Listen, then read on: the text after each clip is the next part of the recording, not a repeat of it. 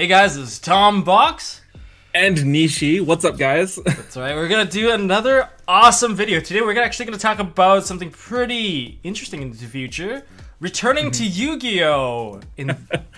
Once this whole thing blows over. Once everything's kind of taken care of, it's gonna be really weird, kind of going back and getting into the groove of things, right? Because everything's changed so much recently. Yeah, it'll be something that's, I think, a little bit difficult for players to get back into. I'm really excited to get back into it. Don't get me wrong, but it's going to be different. It's going to be a change. Now, there's several hot topics right now that we can discuss.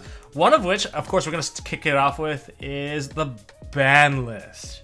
That's a big one. I'm sure, like, this is not like a ban list prediction video or anything, but there's actually a lot to talk about in terms of that. Like, you didn't get to play your actual product. That's one thing. A second thing we got to talk about. This one makes me like remote duels. We'll talk about it in a bit more depth, guys. Well, okay, we'll just talk about it briefly, okay? Okay, and the third thing would be actually the OTS stores themselves and tournaments in general. And there's actually a lot to talk about there if you think about it. But, stick with us. We'll get to those topics.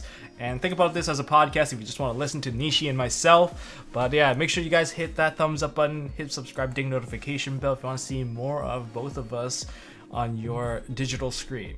I don't want to see you in person, because... I don't want to see you guys in person.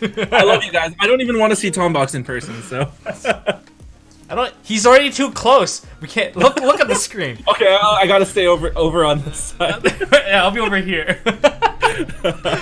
Okay, so kick things off. The ban list. Oh my god, that's a pretty big one. So, of course, we haven't gotten a chance to play with our product since February. Some of us earlier than others. So when we get back into playing, I mean, how many sets would have come out? We would have Secret Slayers, that's a set that we never got a chance to play. We wouldn't have been able to play Eternity Code, and there's even a chance for some of us that are still stuck inside wouldn't be able to play the set after that, Rise of the Duelist. I think there's also another couple products in between. Yeah, so we have Toon Chaos that's coming in between. That's the one. We had the Mechanized Mayhem structure deck. We have the structure deck with the 3 Sacred Beasts. For some people, there was like a cutoff with Dual Overload as well. Like, some people didn't get to use cards like Needle Fiber or Union Carrier or Credit Plant Dark Anaconda. Yeah, no, neither did I. Like, I have them, but apparently... It's okay, their prices are holding value. I know. Trust me, I'm aware. I've been keeping track. But, like, I think the big thing is, right, like... we don't know necessarily what's going to happen with the ban list because they use it as a way to like kind of curb back the power of decks and bring in new product. But are they really going to hit the decks that have just come out, but we haven't had a chance to use the product? But there's a lot of online data. Like, think about it this way. Right now, most of the prices of these cards, they're driven by online tournaments. Right. 100%. In fact, the game has been more expensive since you haven't been able to play it. That's true, because everyone's buying everything out left and right. I think here's the thing. I think one of the driving factor is that because you're playing an online third-party platform, you have access to all of the cards. Before, you wouldn't even bother sampling it. You'd be like, if I sampled it, I might like it, and if I like it, I might actually end up buying it. But nowadays, since that's your only platform to play, you're forced to you try it out, and that creates even more demand for those particular decks. That's true. There's a lot of players who maybe haven't had a chance to play a top tier deck like Adamancipator or Eldritch. Now they're playing it and they're maybe experiencing like, hey, these are some other cards that we should be picking up. Maybe we're not picking up the entire Eldritch core because it's kind of like time sensitive, but maybe these other techs are like, oh, really, really good in this deck. Maybe I'll pick them up and use them myself. Yeah. But yeah, the game is super expensive. But do you think Konami is actually going to put a ban list? There's two schools of thought here. One is, no, we haven't gotten a chance to play. They're gonna let us play it out, and then maybe eventually hit it out when new product needs to get pushed again. Or to the other side, people have been buying so much already. I think we can kill it off right now. Of course, one side is more popular than the other. One is gonna upset a lot of players because they bought all these cards. I think they could have saved. I think it could have been a lesson for us to save our stimulus checks. Yeah, I wish we got stimulus checks. No, we're fortunate. We're Canadian. We're Canadian. So that's fine. Personally, I'm really hoping and I'm leaning towards the former.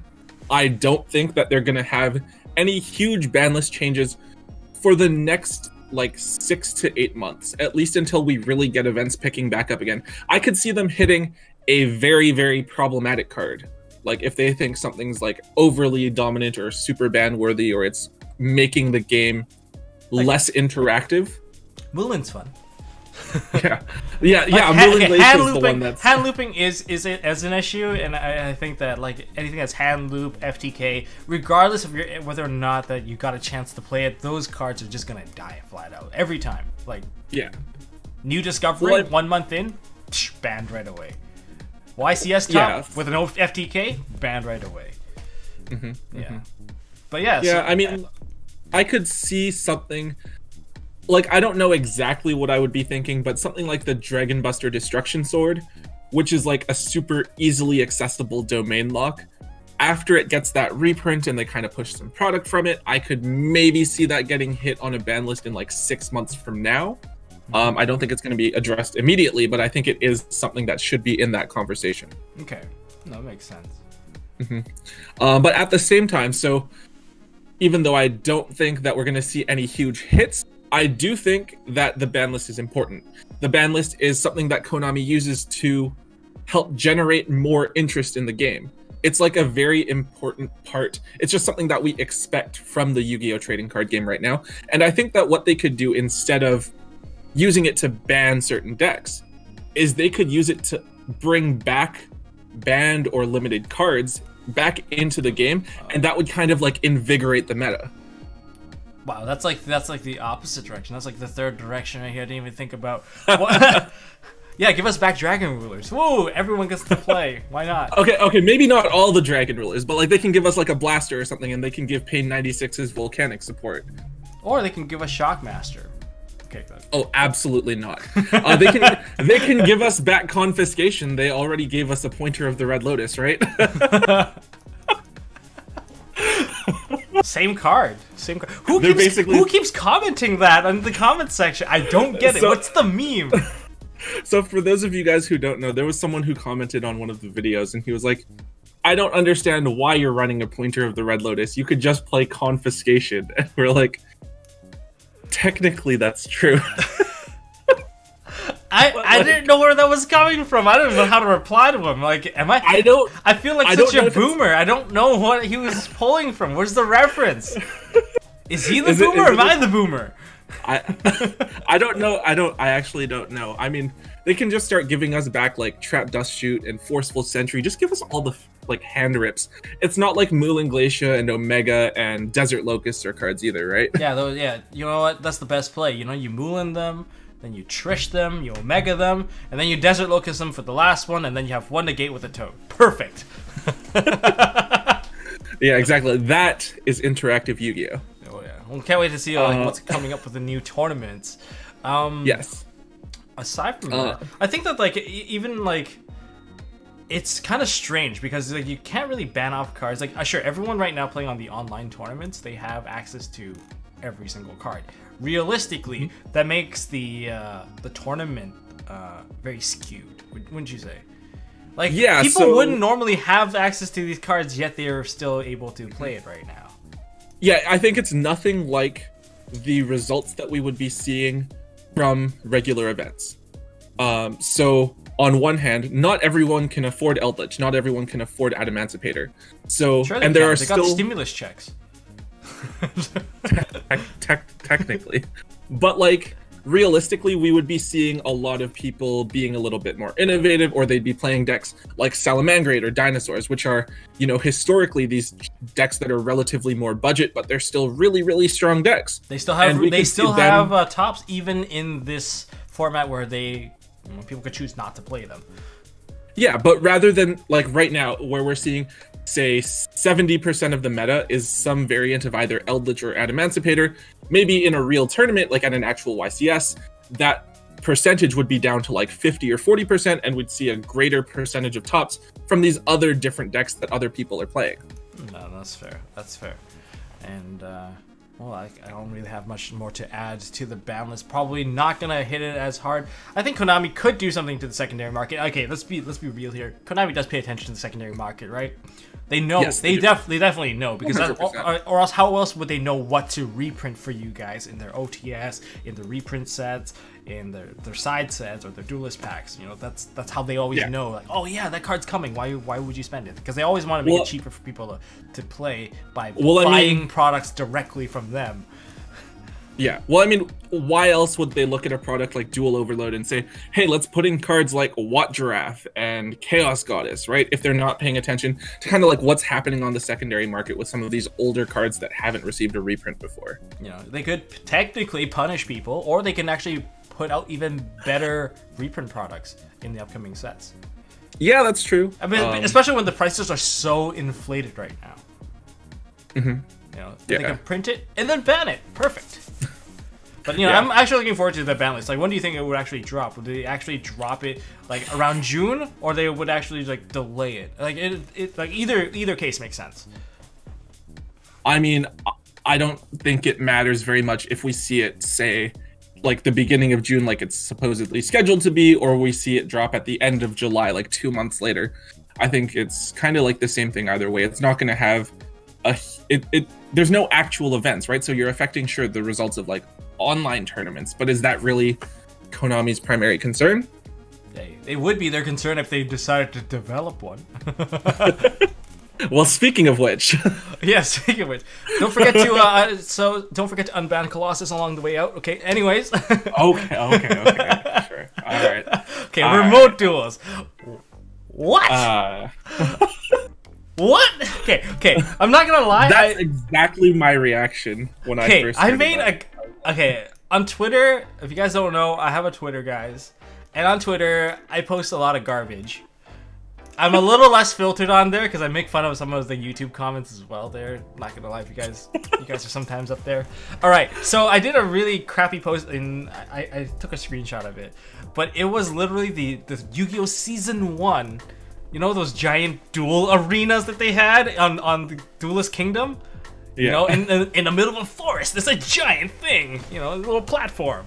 So I was like, you know what? That looks like how we could actually duel while we're kind of, you know, shelter at home.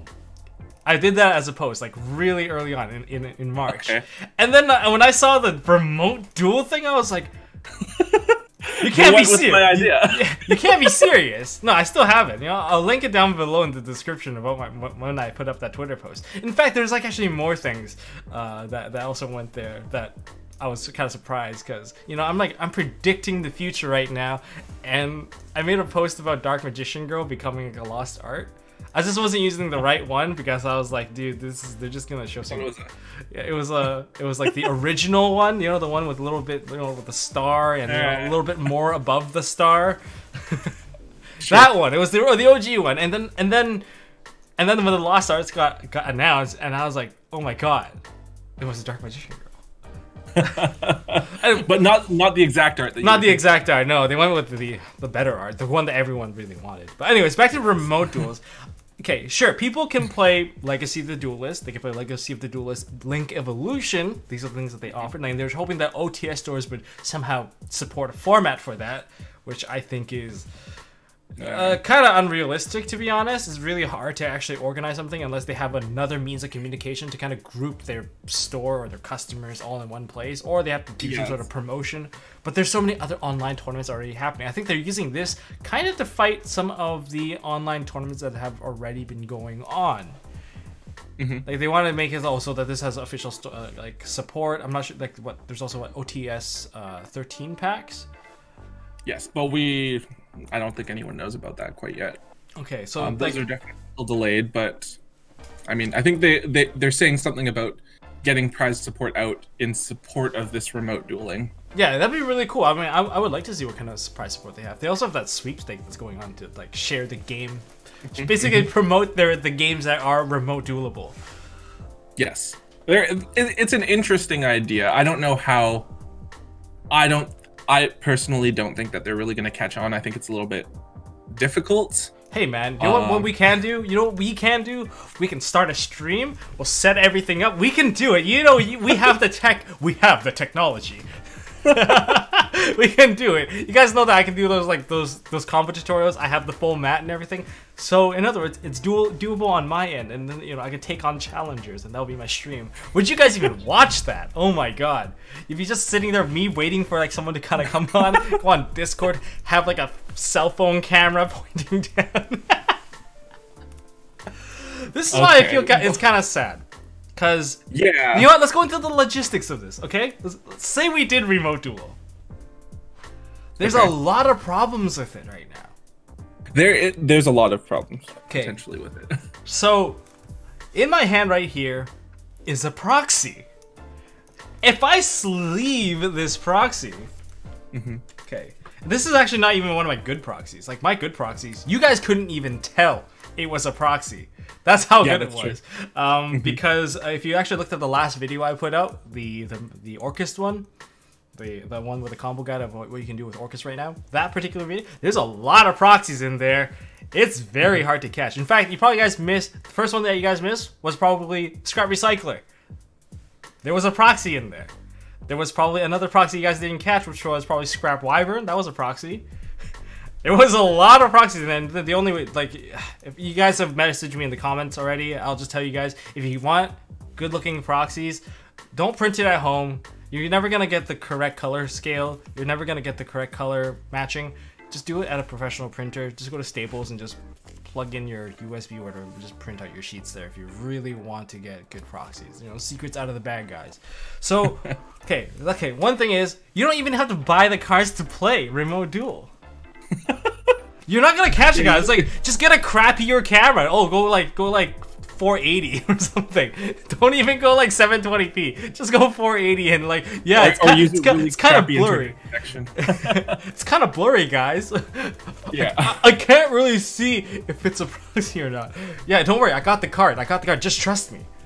But also, it makes cheating extremely easy. Yes, cheating is going to be a very big problem. I mean, what, you have to keep your deck visible at all times, but no one's going to keep track of your hand. You can like draw for turn, and then you move the hand off of the camera and switch a couple of cards that, you know, your evenly matches, your lightning storms, your sphere mode, your sphere mode, and your monster reborn. Because if you use sphere mode, you can't normal, so you got that monster reborn pair with it. You just trade cards off, so your hand size remains the same. Oh, can I see your hand? I'm sorry, the rule says that you can't check my hand anymore. There's no inspection of my hand. Or like, how do you cut your opponent's deck? Oh, see, I like your suggestion, dude. How do you cut the deck? The one that you mentioned before was like, you count the cards, count the number of cards. You know, you just put it out there, you count the number of cards, and then you tell like, I want to cut 10 cards in. So you kind of, you know, you do like Pot of Desires. You can do 10 cards in, and you move the 10 cards to the bottom. Yeah, it's doable. But then, see, all that was negated because you have a side pile. Yeah, I'll take out these 10 cards and I'll put back these 10 power cards. Yeah, no, you do it all on screen. So, but when you draw your card, the thing that's not on screen is your hand. Yeah. Unless you got the budget. Unless you got the budget, like, you know, I've done the double and triple camera before. You remember that flaming hot duel? That thing used 3 cameras. That thing was crazy. That kept people's hands in check. Technically, we could have a camera on the hand as well. Then I would say it's a bit more viable because it's hard. But that sounds like a lot of work to get everyone down for. Don't worry, you just have to invest in $200 for 2 webcams, preferably different models, because if you plug into your computer, technical knowledge, your computer might register both of them as the same thing. It does that. Anyways, enough technical knowledge. Yeah, that's like one of the problems. Yeah, there's. But you can be honest. Like here. Oh my. You know what? It's a moot point. You know what? We could just be honest with each other. We just won't cheat. I swear. I think that's asking too much. I mean, people get banned at like top 8. You know, for setting field spells into spell and trap zones. Set Infernity, Archfiend, and Dark Grepher in your back row. Yeah. Who's that? I mean, like MST scoop phase. Yeah, Got back me. when MST was the real game-ending card back then. So, but like speaking of like remote duel, like see, there's a lot of problems doing this whole camera thing. Although it would be really cool if someone did play it honestly, it would be quite entertaining, and it is kind of cool. Like you can, if there was a streamer doing it, hey, all you streamers out there, try to set up a remote duel to see if your fans are willing to remote duel with you. The thing is, you're never gonna get the same quality. Like if I set up my combo quality against someone else, all right, and Yeah, then it's... And then they come up with like a potato camera with like shaky cam. They're holding the camera with like one hand. They're like, oh, I draw for turn, and they take 20 minutes to come. It's just not fun. Yeah, I think that ultimately it loses in favor of like those alternate platforms that people can use, The right? online Things like ones. Dueling Book or YGO Pro, things like that. Yeah, that's true. Especially with the new 8.0 Pro. Guys, speaking of 8.0 Pro, you know, I'm gonna try, like some of you guys have asked me already, I'm gonna give you guys some assets, especially to you Patreons out there, because a lot of people like to customize their YGO Pro. They like to make it so that, you know, they can make videos out of it, whatnot. And since more and more people are actually using it, and of course a lot of people just don't like the stock stuff, they like to customize it, and one of the best benefits of YGO Pro is that it's really customizable. I can give you guys an in-depth tutorial about how you can actually modify the entire thing. Like, I've sold skins before for other channels. I didn't even tell you this. I didn't know that. I sold skins before, and it's because if you're willing to dig down into like the XML files and all that other junk, then you can actually fully customize it so that it can even look like Duel Links if you really wanted to. That's aside from the point. Okay, so Magic the Gathering, Pokemon, they both have Their own online platforms. Yeah, they have their online platforms. Yu-Gi-Oh!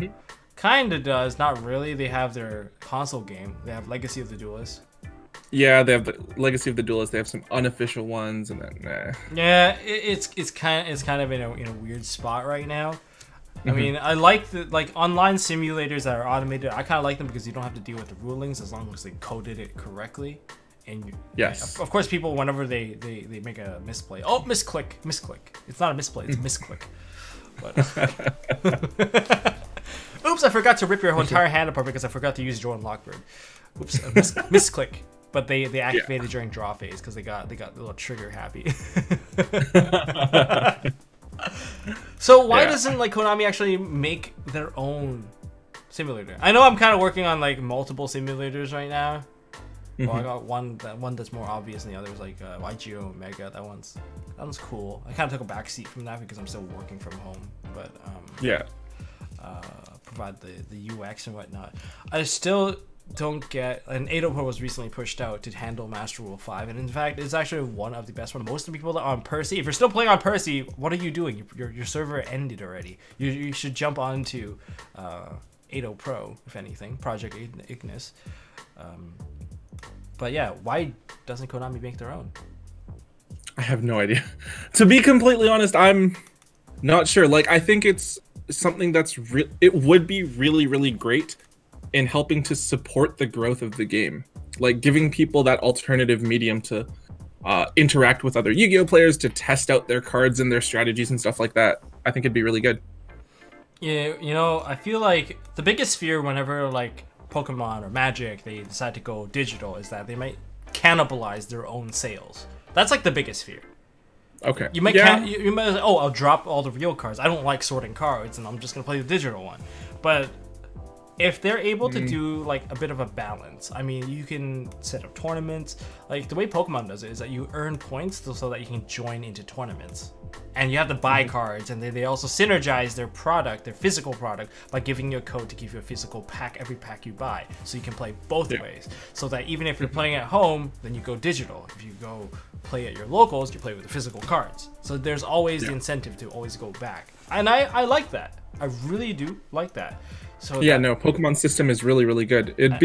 I'd really like to see Yu-Gi-Oh implement something at least. I mean, there's two ways of doing it, really. You can do the subscription model, where every new set you'll have to subscribe again, and you do seasons based off of those subscriptions. You'll have a ton of players, and you give them access to all the cards. then they're paying, Yeah. then their subscription to them will be worth it. And people that don't subscribe, then they don't have access to those cards. They can still play, but they won't have access to the new sets. And every single time they're just buying new sets. They're buying full sets at a time. And you know, that one probably would cause maybe a bit of cannibalization, but that depends on the support. Like if you actually support it properly, like give, like you know how like Duel Links, you can go to Worlds for Duel Links. You win their WCS, their WCQ, their version of the World Championship qualifier. You get to go to Worlds. It's a pretty big deal. And yeah, it's just really important how they balance it out between like the physical card game and whatever potential platform they put out, right? It's just a balanced thing. Yeah. And they could even do the Pokemon way, where you just have to recollect the cards again, which I don't think is that bad, because they give you the free way of doing it. It makes it a bit more free to play. You can earn the cards by dueling other people and earning your way up. And I think the best part would be to have a league system and a tournament system going on at the exact same time. Tournament system where people have to commit like 3 to 4 hours to play through a full tournament, and then they'll gain a ton of points and earn like a lot of digital packs along the way. And if they host their own event and they have prize for, say they'll ship you a card or something like that, that'd be really cool. It'd be a really interesting experience. In fact, if they were going to ship you a card, I think I would join in just to play it, just so that I might get a chance to actually win those cards. And it'll be like a weekend event, like so that you can play those tournaments only during the weekend. And then you can have regular tournaments, like people host themselves using like whatever currency or whatever soft currency points they use to gather from dueling to host one for people to join up and make a tournament themselves. Or they can play, or they can pay hard money for hard currency to set up these tournaments, like these packs. It just makes a lot of sense. It's doable. And then in their actual, you know how they took out the rares out of packs? Yes. Yeah. They can technically shove in one card in there, like, or take out one card and put in one of those packs. And I think that gives every single pack twice the value, because you get to open it once physically and once digitally. And I really enjoyed that from Pokemon. I really like that from Pokemon too. I mean, that definitely gives a bit it's more double value, double pack value. I mean, double the rush. Did people stop playing Pokemon just because they got those cards? No, they still played Pokemon cards. I think if anything, that kind of like it added an extra dimension that people had the option to get into. Yeah. Right. Like it didn't say, like, no one's going around saying, or not as many people I think are saying, I only play online, I hate the physical card game, right? It just kind of introduced this other dimension. One, it's like a really good way for people to practice playing Pokemon, like outside of having to go and physically play with one another. But at the same time, it's just a different experience, right? Yeah. Playing online versus playing in real life. That's true. At least you don't need a judge. Right? That's true. I'm not needed in this particular equation, which is fine. Yes, that is true. But Konami, if you were to make a game like that, hit me up. I've been in the UI UX industry for so long now. Tombox's specialty. I can work with the model. I can work with whatever pay model you want. Do all the wireframes, mockups, and assets, whatever. User flow. What is most optimal? Looking at all modern games, like they haven't updated their UI since like 2011, so. Could use a bit of an overhaul, if you ask me. The visuals look a little bit dated. But speaking of tournaments, OTS stores. Now to our final subject, hot topic here, tournament stores. Okay, I'm a little concerned with people like opening up, because like if people were to go to tournaments right now, let's be real here. There's gonna be a group of people that are, oh yay, we get to go and play, and the other group is like, I don't know if this whole situation is blown over yet, and I don't want to get. I don't want to get sick. So you might not see very many people coming about. We can go like tier by tier as we go. The first thing is, of course, we already knew that WCS was going to get canceled, of course. Like, okay, let's be real here. Like, in February, we already knew it was going to get canceled. They were just hoping that maybe the whole situation would die down, but it didn't. And because it didn't, no one's going to like spend 14 days, waiting to go play in a 1 to 2 day tournament, and then to go home to, stay for another 14 days. Yeah, no one's taking a month off from everything, like the rest of their lives, just to go play in one Yu-Gi-Oh tournament over a weekend, right? Like, realistically. Yeah, it's just a bit much. I mean, unless that's your livelihood, well, I'm not judging. I mean, Yeah. if you were a streamer, then yeah, you win the tournament straight up because you'd be the only guy there.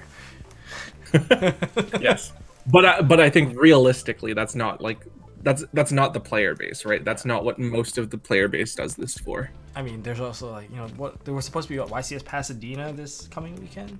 That's gone. That's definitely not happening. It's delayed. That's delayed, but I'm pretty sure it's more or less kind of canceled right now. Yeah, it's basically like 2020 is the year where all the tournaments got canceled. And yeah, well, I think it's really unfortunate because I mean, as interesting as online tournaments are, and as much as it's interesting, and it gives like these players who wouldn't normally go out to big events, now they can play in these bigger online tournaments. So maybe you're hearing or seeing from people who like are unfamiliar with like the Yu-Gi-Oh scene really, or haven't had a chance to like top or do anything like that. I feel like you might actually get more people coming back. In fact, there was actually the good thing is that a lot of people tried out your meta stuff, the stuff that's expensive, the stuff that you short print. Everyone got to try it out. They got a taste of it, and now they want more. They want more blood now. Yeah, well, everyone can play Eldritch. Everyone can play Adamantipator. There's no paywall. There are some pretty bad players out there playing Eldritch. And there's some pretty bad players out there playing Adamantimators. I'm not gonna lie. Yes. When if I can beat you with Aliens. I didn't meet him with aliens. Who was buying out aliens? Oh my god, this guy's stupid. That's a separate topic. I really didn't want to embarrass the guy, but like, I played like a Goblin King deck just because it was like my first deck, and like he got hit for like 8K. Wow. I think that would just be like really depressing. Yeah, like hey, Creature Swap Mystic Tomato is a great combo. Thanks for the Dingears. Yeah, in like 2004. Yeah, that was a great combo. In 2004, it was a great combo. Hey, that was meta. That Creature Swap Chain Scapegoat, and then just killed him. That was also a meta play. But yeah, so anyways, yeah, there's people are at different levels. Like I guess some people that were already good, they would have been able to play at a much higher level. Some people that were just thinking that their deck just needed to be expensive to win, well, they probably got a good wake-up call that, yeah, just because you have really good cards doesn't mean that you're a really good player. And just because you can execute a combo doesn't mean that you actually know how to play the deck. Yeah, I mean, it just goes to show, like, just because now you have access to the cards, that doesn't necessarily mean that you're going to do well, right? It's not, Yu-Gi-Oh! Isn't entirely have the most expensive cards then do well. Like, I understand that there is a factor with, like, Eldritch and Adamantipator being better decks in the format. Maybe the cards from those decks are a bit more expensive, but just because you have those cards now doesn't mean you're going to win. You still need to learn how to play the game, how the cards interact with each other, how they interact in certain matchups. Yes, the matchup thing is the most important part, because there's no point going into a window when the other guy is playing a trap deck. Yes. It's and stuff like you that. You'd think that like a lot of these things are pretty obvious, but like not everything is obvious, like if you haven't played these decks at this high competitive level. So right, like yeah. Like, so now when you go back to the store, say, now let's go to the local level. When we open up the local stores, okay, say the whole thing was over, people are going to go back. A lot of people are playing online tournaments now. In fact, this is actually a very big point. It's because people are hosting these online tournaments frequently. They host it, like, what, every weekend or maybe every 2 days? I think it's mostly weekends for now, because people still, like, have to go to work, especially, like, essential workers. And a lot of people are essential workers. If they want to go back to play, once they've gotten the taste of these online tournaments, would they rather play online tournaments? And what about these tournament hosts? Like, some of these tournament hosts, I get that they're not technically OTS, because hosting these tournaments and putting cash prize in there isn't exactly within your terms of service. Yeah. So, like, how would you guys go about doing it? Would you go back to playing local tournament, or is like the online stuff kind of stuck forever? And if the stuff online is kind of stuck forever, that's probably just even more incentive for Konami to make their own client and just have Yu-Gi-Oh! Online. Yeah, well, I mean, okay, as great as it is to see stores like hosting these online tournaments and still doing things, I don't think that there's any way that they're replacing real life physical tournaments, right? That added dimension of interacting with other people, either at your locals or at a YCS or at a regionals, something like that. And like you're traveling, it's also the experience, right? Yes. The experience is something that you're definitely not getting from playing in your tournament on your computer in your basement at home. Hey, the one thing you can do by playing in your basement at your own computer is that you can smell like complete ass, and it's fine. You'll never get dinged for smelling bad. That's well, yes. You can technically. I hope they don't invent that technology, dude. Yeah. That would just be so cringe. Oh my god. Smell technology. Yeah, no, I don't. You can smell your opponent. I don't want to. I do not want to think about that. I do not want to smell the average Yu-Gi-Oh player. Team Samurai always smells his packs. He knows the ulti's in there. Now you get smell-o-vision. Smell your opponent. Smell their deck.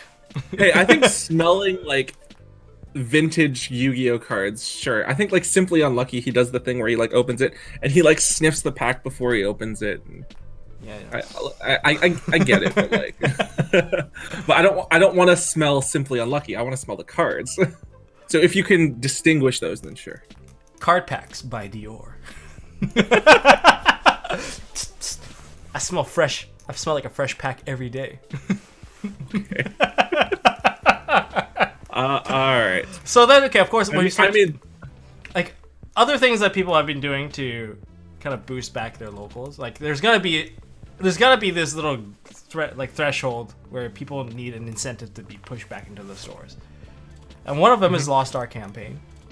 Yes, I'm really happy we're talking about this because I think the Lost Art promotions are absolutely amazing. I think they're a great way for Konami to support their local OTS stores.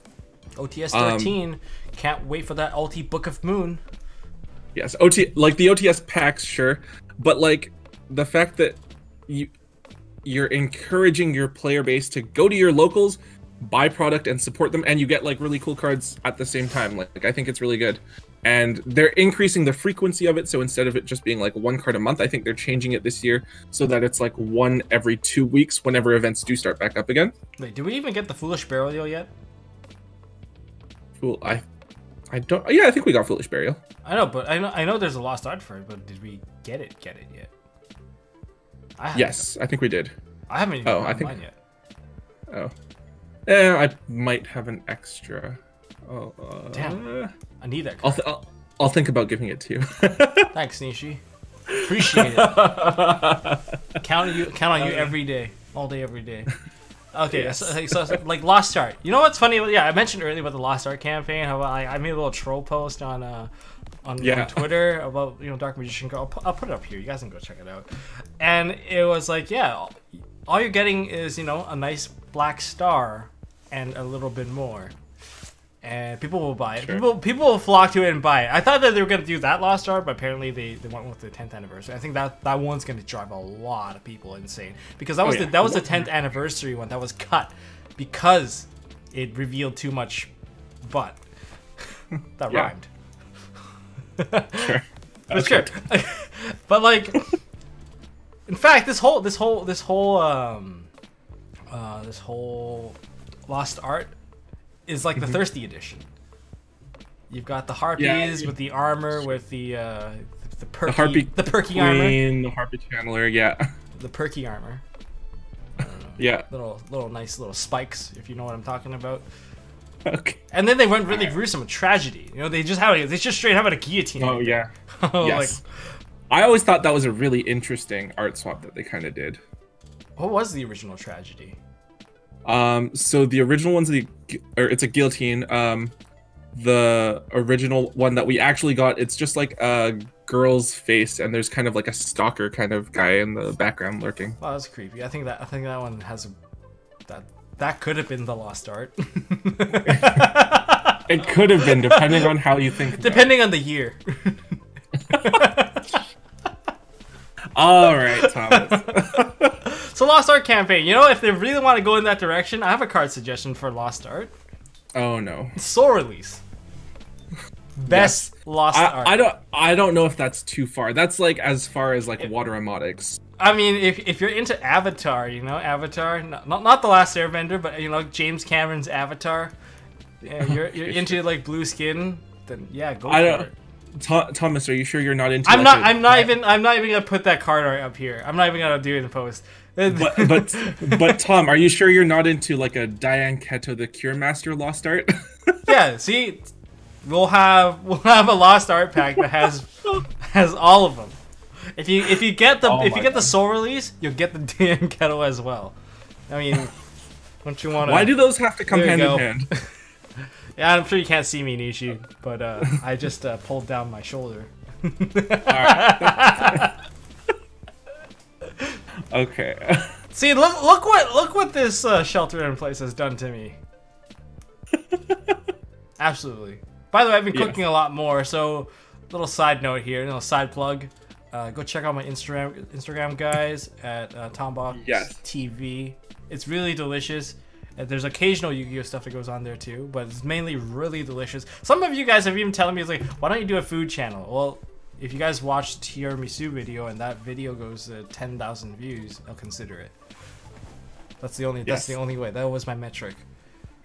I made a tiramisu on this channel, but like when the day that I uploaded it was the day that YouTube had a problem where none of the views were counting. So for the first 6 hours, none of the views counted, and I was like, that sucked. Amazing. That sucked. So maybe it did have 10,000 views, but then the first 6 hours didn't count. I don't know, maybe. Anything you want to plug in there, Nishi? No, I think I'm okay. Yeah, nothing too exciting.